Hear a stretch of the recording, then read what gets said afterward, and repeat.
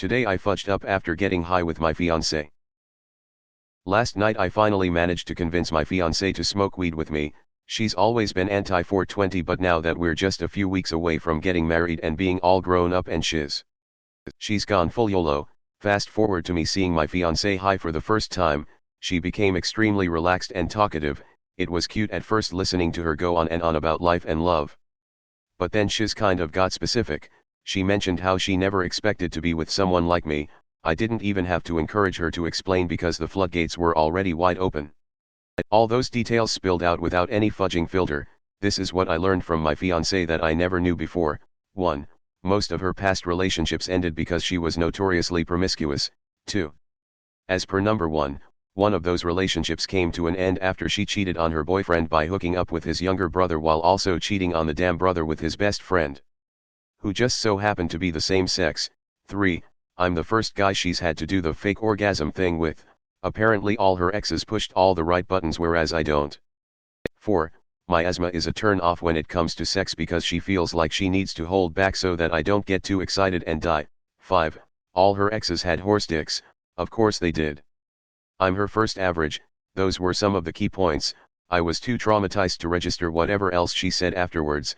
I don't think I blinked for the rest of the evening. TLDR convinced my fiancé to get high on relationship destroying weed.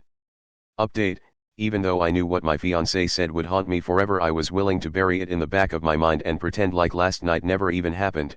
However, my fiancé wanted to talk, so we did. It was brutal. She said my mom was right about her being wrong for me.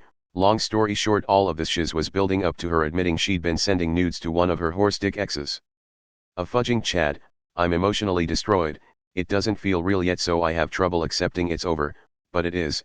Guess I'm returning that ring and getting a PS5. Appreciate all the advice. I am very curious how this will turn out. Edit: well, I guess we have our answer now, guys. The wedding is off and he's getting a PS5, if he can find one by the end of this year. I commiserate with the op. Like what the other Redditors are saying, you should talk about it to her when she's sober, and then give us an update. Edit: I just saw the update. I'm really sorry to hear that, man. This would emotionally destroy anyone, but at least you now know the truth before actually tying the knot. It will take time, but I really hope you will recover from this. Wow, that's crazy. Personally, weed has never made me just be honest like that, so maybe that was her excuse to let it all out. But honestly, I'd talk about it sober. They might not be easy topics you want to bring up again, but at the end of the day, she's your fiancé and you should be able to talk about anything with her. So talk to her, and if she really loves you, she won't cheat on you and be promiscuous. It might be hard to trust after hearing that, but if she's genuinely in love with you and ready to be in a serious relationship, she won't even think about cheating. And honestly, you can still have some good sex with an average size dick. Like, yes, that matters to some point, but really the connection and communication plays a big role. Because one of my exes I had the best sex with was on the smaller side, so be creative and try new things, and tell her not to worry about her asthma and maybe try to joke about it so it doesn't become an awkward thing. I know this is Reddit and everyone tells you to dump, but I think this time they may be right. LOL. Thanks for watching.